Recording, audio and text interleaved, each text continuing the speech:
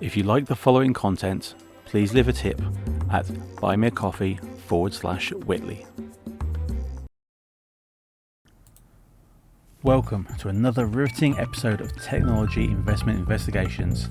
Today we're diving deep into Imugene Limited, a name that's stirring up the biotech world. So buckle up, it's going to be a fascinating journey. Imugene operates in the immuno-oncology sector, a field that's cutting edge as it gets. This area focuses on harnessing the body's immune system to fight cancer. Market trends indicate a growing demand for innovative cancer treatments, positioning Imugene in a potentially lucrative niche amidst giants and startups alike. The race for better, less invasive cancer therapies is on, and Imugene is right in the thick of it. Imugene Limited is not just any biotech firm, it's a beacon of hope in the immuno-oncology space. With its roots deeply planted in Sydney, Australia, this clinical stage company is on a mission to develop new therapies that can activate cancer patients' immune systems to identify and eradicate tumours. Their portfolio is impressive, with a focus on allogeneic CAR T cell therapies, oncolytic viruses and B-cell immunotherapies. And all of these are very difficult to pronounce, but recently a lot of these Sydney-based companies have been of interest to you, so I thought I'd go for one that's in a field that everybody's interested in: medicine. So before we get started with the rest of the analysis, let me just throw in two disclaimers. One, do your own research before you invest any of your money, and two, I apologise for mispronouncing every single difficult technical phrase that's about to come up in this investigation. Just deal with it, it'll be on paper, I promise it'll make sense. Let's break down Imugene Limited's financial situation in a way that's digestible for all of us who are amateur investors. Understanding the company's financial health involves looking at various key metrics. So let me just try and put together a simplified explanation of Imugene's financials based on all the available data that I've been able to come up with. First of all, look at the market cap. This gives us an idea of the company's total value in the stock market. It's calculated by multiplying the current share price by the total number of shares that are outstanding. For Imugene, the market cap is around 868 million. This figure places Imugene in the small to mid cap category, which suggests it's a smaller company with potential for growth, but it also comes with a higher investment risk, as we find with all of our tech companies. Now, if you look at the shares that are outstanding, these obviously refer to the total number of shares that are currently owned by all the shareholders that are out there, including share blocks held by institutional investors and restricted shares owned by the company's officers and insiders. Imugene has 7 billion, I think it's 7.3 billion, I think, outstanding shares. It's a very high number of shares outstanding, and this obviously creates a sort of diluted EPS, which is the earnings per share. It's common for companies that are trying to grow their capital very quickly in order to kind of move forward with their R&D, and this is something we expect with tech companies that are across the board and all the ones that we've invested in so far. So it's not hugely unusual, but just be aware there are a lot of shares out there at the moment.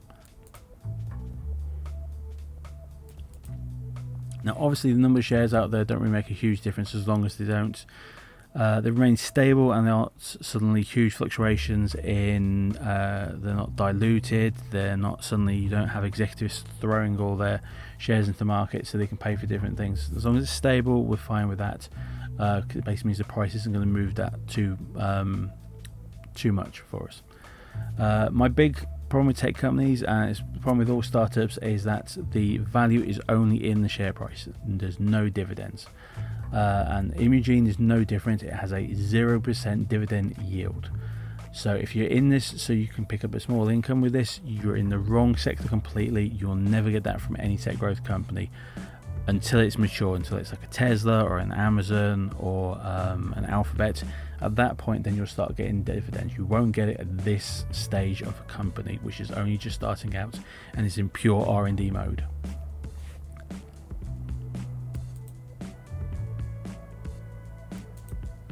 So what I'll do when it actually comes to the numbers for this company is they'll be in the description underneath this video rather than in the video.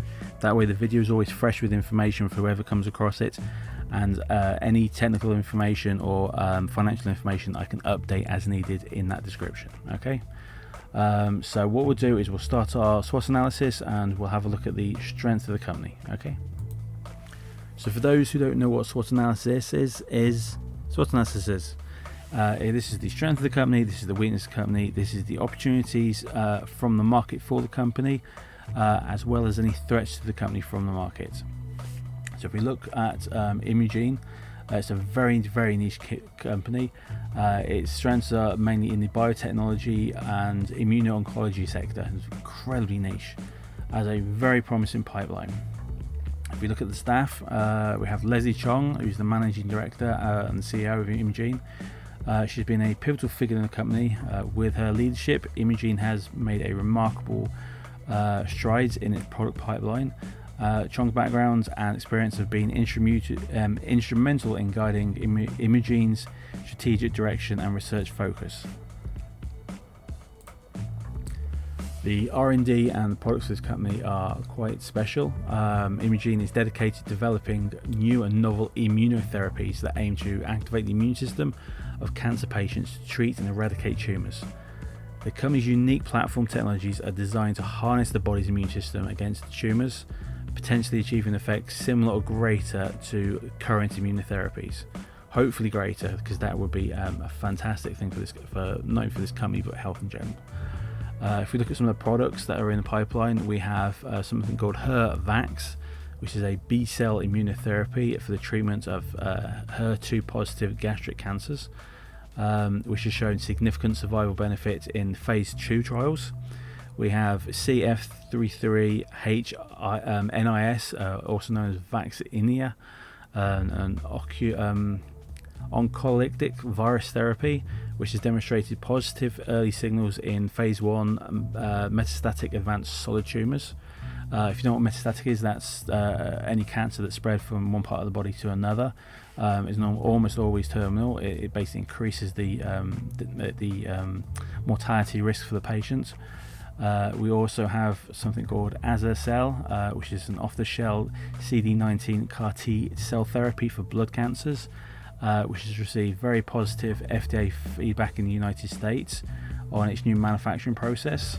These are all fantastic therapies that are on the line and are coming through, which obviously adds a lot of value to the company. Now, one of the things I realised recently is you need to look at the press coverage in general to decide whether the company has any value.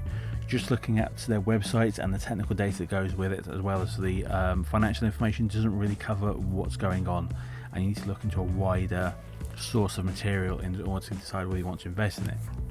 So looking at the press coverage, the collaboration with the City of Hope to test the cancer-killing oncolytic virus CF33HNIS against solid tumours has marked a significant advancement in the field, with the first patient dosed under the FDA investigation and drug process. This has been a positive story.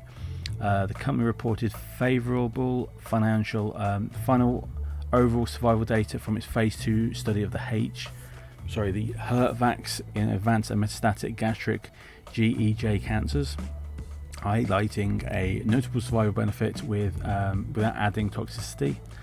There's been early positive responses were observed in the phase 1 of vaccine study, including a complete response in biliary tract cancer, partial responses in melanoma, and this indicates a potential of CF33HNIS as a promising treatment for various cancers. Immunogene's proactive response to the FDA feedback, which has been very important on manufacturing process for Azer-cel, underscores the company's commitment to meeting the regulatory standards and advancing cancer treatment. These developments underscore Imugene's commitment to innovation in the fight against cancer, supported by a strong leadership team and a focus on developing transformative cancer therapies. The company's ability to achieve significant milestones, such as the progression in its clinical trials and the positive feedback from the regulatory body, positions Imugene as a noteworthy player in the immuno-oncology space. Now, this is always the good stuff, this is always the fluff. Then you've got to start looking into the dark stuff, and that's where it gets interesting.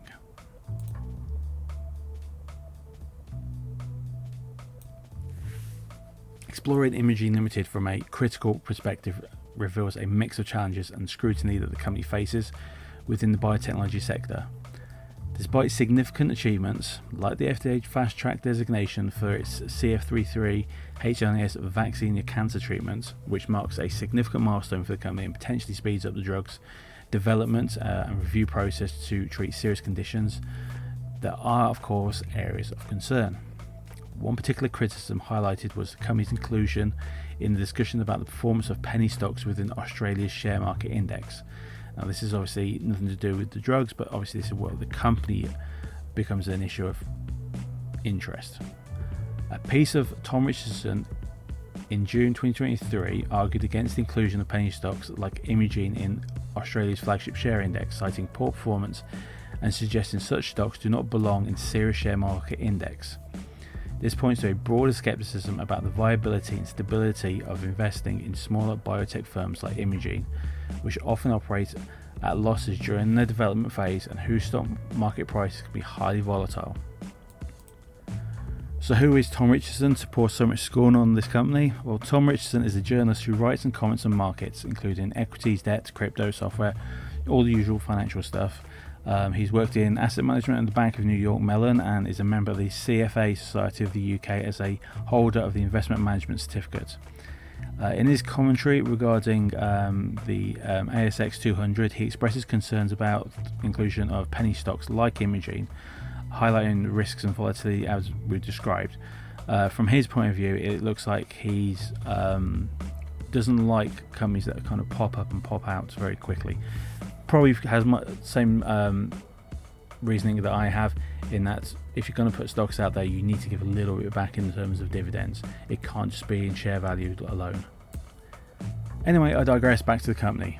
Financially, the company operates at a loss, as all tech companies seem to do, which is common for clinical stage biotech firms, especially which are focused heavily on R&D. This is something I've said all the way through this episode and pretty much through every single episode of this channel.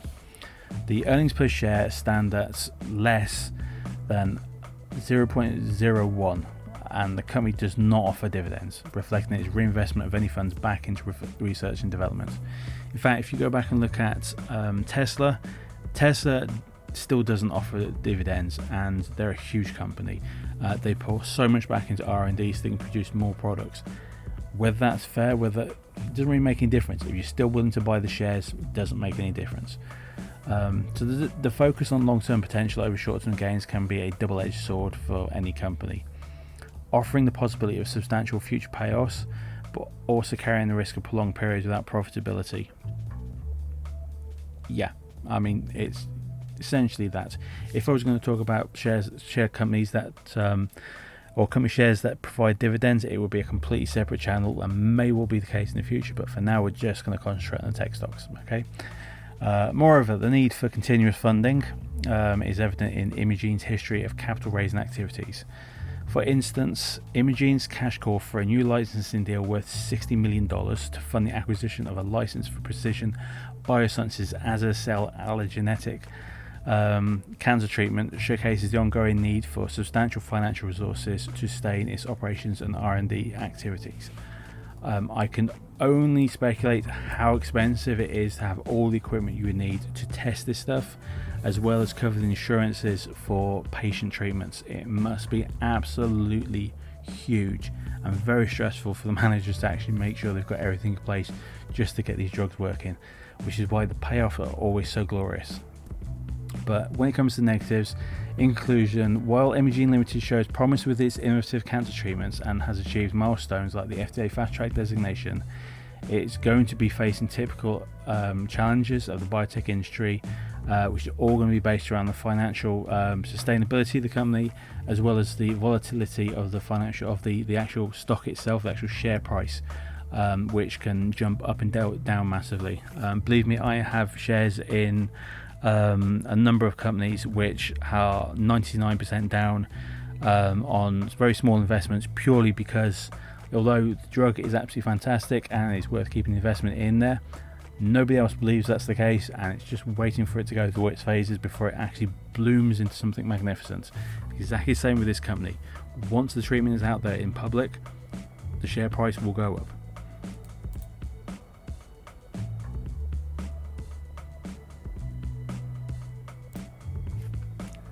let's try to get our head around the market, how it looks for all biotech companies, especially within the oncology sector. Imugene Limited operates within a dynamic and rapidly growing immuno-oncology market. It develops innovative treatments aimed at activating the immune system, as we've described. This market presents significant opportunities for Imugene. Given the high incidence of cancer worldwide, and shockingly high, it will affect 1 in 3 of us at present, the urgent need for more effective and less toxic treatments is sacred, basically. The company is focused on addressing various types of cancer, as we've discussed, with emphasis on treating gastric, lung, and biliary tract cancers, amongst others. Gastric cancer affects approximately 1 million cases, which are registered worldwide. 1 million cases is unbelievable. The subtype that this company look at is something called HER2 plus HER2 plus cancers. These are approximately 19% of all gastric cancers that are found in patients. The survival rates for these patients are extremely low. The mortality rate is horrible, with 1 in 4 only making it beyond the 5-year period that is normally used for measurement. It is a huge unmet medical sector, and the more processed food we have, I'm not going to speculate actually, but it's a growing cancer that's affecting a lot of people. It's similar to lung cancer, which was something we all did to ourselves to a certain extent. This still has 1.8 million new cases annually across the globe. Current treatments such as something called Keytruda and Opdivo are extremely expensive for what they are, and there's a growing market for alternative like Imugene's PD-1 Vax, which is a B-cell peptide cancer vaccine that offers a promising approach to immune checkpoint inhibition. Obviously, this is type of therapies that probably needs to go in very early. So normally when it's around stage 1, stage 2, stage 3, I can't imagine it goes all the way up. It's there for the late stage cancers, but I don't know enough about it. That's for you to go out and do your research if you really want to get deep into the science of this company's products. But Imugene is also exploring the potential of oncologic viruses as a novel class of cancer treatments, with its CF33 oncolytic virus showing promise in clinical trials. Oncolytic viruses represent a developing area of cancer therapy, with only one such treatment currently FDA approved. Imugene's work in this area could significantly contribute to the company's value and attract interest from larger pharmaceutical companies. As I've said, this is basically where share prices start to move quite a lot when big giants and big whales start looking at these companies and decide whether they want to actually just take over, or even just take a chunk of value from that company. Could see the share price drop down. So this is where it gets really interesting. Further afield, recent achievements such as the fast track designation for its bile duct cancer treatment, and the positive clinical trial results for its azer-cel allergic CAR T cell therapy underscores the potential for the company to have a significant impact on the immuno-oncology market. For example, the azer-cel targets CD19 for treatment of hematological malignancies and shows promises against non-Hodgkin's lymphoma for patients that relapse following autologous CAR T therapy. So it's a very promising market at the moment. The immuno-oncology market continues, unfortunately, to offer vast opportunities for growth and partnership with other companies, particularly for companies like Imugene that are developing novel therapies with potential to improve outcomes for patients with hard to treat cancers. As the company progresses, its clinical trials expands its pipeline. It will obviously participate in a burgeoning market, which it could dominate, but the market is always going to be, unfortunately, there until we've actually discovered what is causing this massive outgrowth. It's not just a lifestyle stuff, it's potentially a myriad of problems out there, but for a company like this, it's there to treat that stuff, not to deal with the environment that we all live in.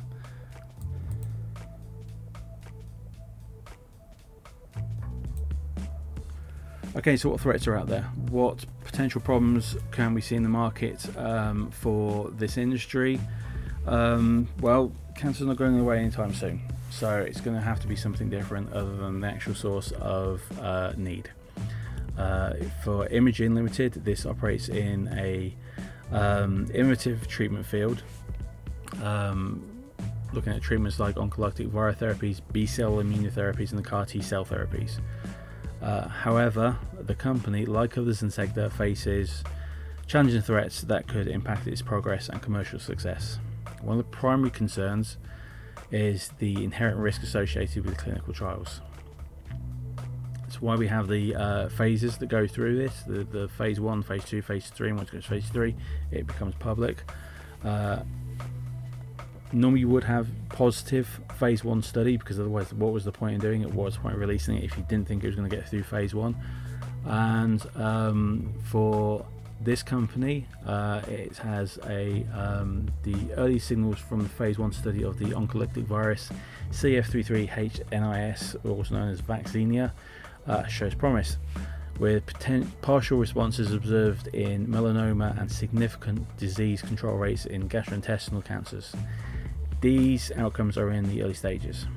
The success of clinical trials is crucial, obviously, and very expensive for all the companies that are involved, as well as the regulators who need to keep an eye on this and make sure any setbacks won't make things worse for patients, but also the company needs to make sure that the regulatory approval doesn't cause setbacks or delay, or worse, even halt the development of these therapies, because that would be a significant waste of investors' money, basically.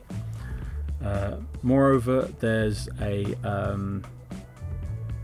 political issue when it comes to medical therapies, in that the commercialization of treatments, especially oncology treatments, is having a significant pushback from regulators across the world. And of course then you've got competition from other companies, and if you think about other companies, really you're talking about one or two very smart people who have got to a stage in their medical career where they really want to treat things properly, and they have ideas that need to can only really work through a capitalist system, rather than just trying to stick through wherever they were working beforehand, which is why you can see them kind of developing their treatments as they go through the whole system. A lot of time they'll put together strategic partnerships and licensing agreements, such as with City of Hope for the development and commercialization of CF33OV, and with Maxite to support the GMP manufacturing of the Azer-cel. This highlights a very complex relationship, and the financial implications of this can be quite exceptional. Hopefully not all exceptional, as you would have with other technical companies, but potentially it's all there. Another potential threat is the reaction of the market and the broader scientific community to new treatment methods. While Imugene's oncolytic CF33 CD19 therapy presents a novel approach by targeting targetless solid tumours with a CD19 expressing oncologic virus, the adoption of such innovative treatments involves overcoming skepticism and proving long-term efficiency and safety beyond initial clinical trials. Basically trying to persuade grandmothers to suck eggs, essentially.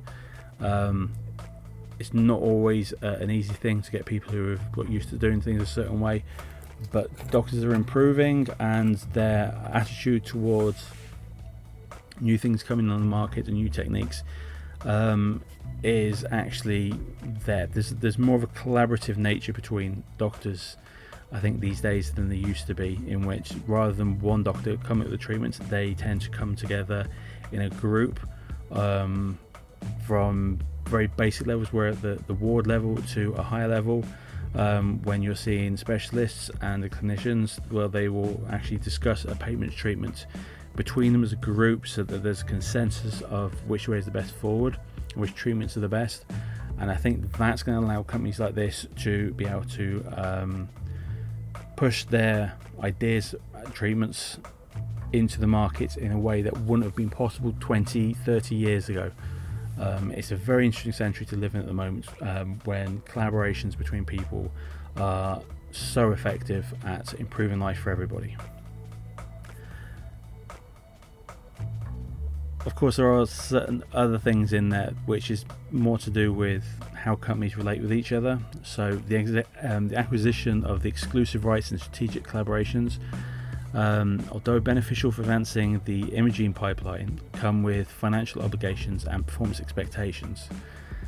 The agreements for CF330V and the acquisition of Vaccinia involved upfront payments, annual maintenance fees, and milestone-based payments, which put financial pressure on the company and highlight the high-stakes nature of drug development in general. This is something that will be for everybody, which basically means that there's a lot of pressure from various interested parties who want to make a lot of money out of it, who really want to make sure that different things happen differently. You get the same thing with anything. So imagine a house being built.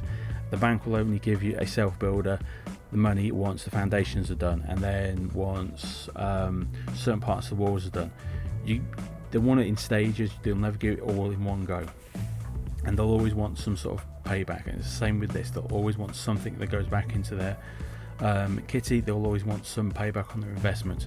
This affects the price of the shares, and if you're a small investor, that basically means you're going to see it being quite volatile because of the amount of money that's moving backwards and forwards, unfortunately, or positively, depending on how you trade, whether it's a day trading or long-term trading. But when we look at negatives, while Imugene Limited is making significant strides in the immuno-oncology, it's navigating a tough landscape that is filled with scientific and commercial challenges, which are very difficult given the subject matter and the potential risks to the people that are involved, especially the patients and those who are suffering with conditions that these treatments are there for. The success in this field requires not just breakthroughs in treatments, but also in the company being able to navigate the regulatory pathways, managing the financial risk, and convincing the medical and wider community that the benefits of the patients for these new therapies are actually worth going anywhere near in the first place.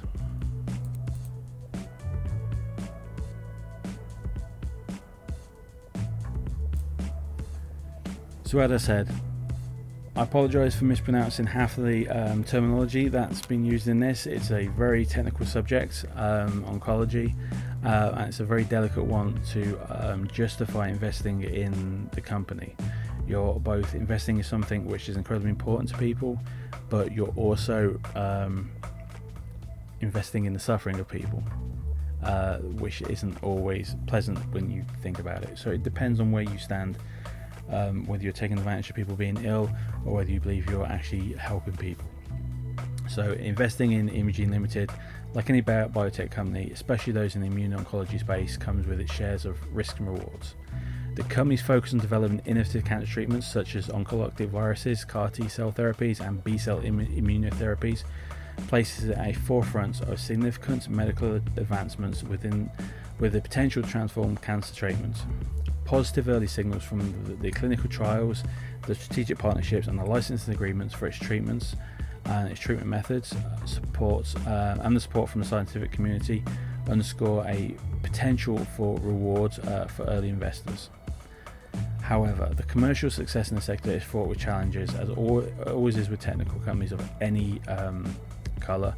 The inherent risk of clinical trials, where outcomes are uncertain until later stages, with cancer can be over decades.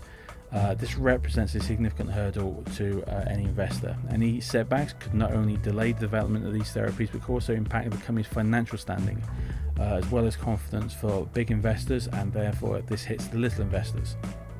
Moreover, the high costs associated with research development and the commercialization of new therapies, coupled with the regulatory challenges and the need for extensive safety and efficacy data to gain approval, add layers of financial and management risk. Additionally, the complex landscape of immuno-oncology, characterized by rapid technological advancements and intense competition, mean that Imugene must continue to innovate and navigate strategic partnerships effectively to maintain its edge. The company's financial obligations under licensing agreements and the potential for significant expenditures without guaranteed returns highlights the speculative nature of this investment. So as an investor, In summary, while the prospects of groundbreaking cancer treatments present a compelling case for investment in Imugene Limited, the potential that investors should carefully weigh the inherent risk associated with clinical development, the regulatory approval and the commercialization challenges. The biotech's volatile nature demands a long-term perspective and a tolerance for uncertainty, far more than you would get with most tech companies. With the understanding that today's investments in innovative cancer therapies could either lead to significant advancements in patient care and investor returns, or encounter hurdles that could delay or derail the outcomes permanently. This is one of those companies where the share price is incredibly volatile at times, and yet can be incredibly stable between the phases. You're always going to be looking at the press, you're always going to be looking at those particular dates when a phase is about to be completed, and you're waiting for the news from the company to say that it's achieved a goal or hasn't achieved a goal. This has been my experience with other tech companies in the medical field, and with this company it's not going to be any different. If you're going to invest, be aware you're going to be watching the ticker tape like crazy when those phase results come through.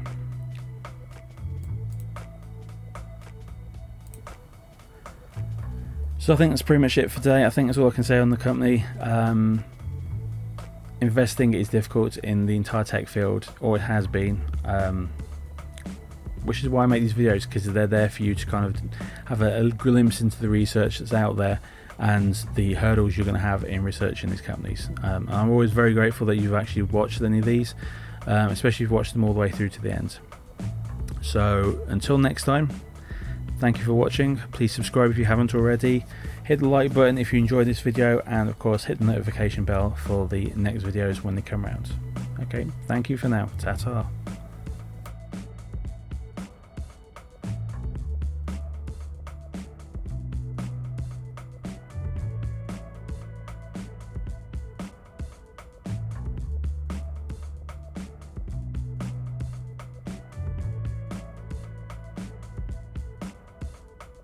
Oh.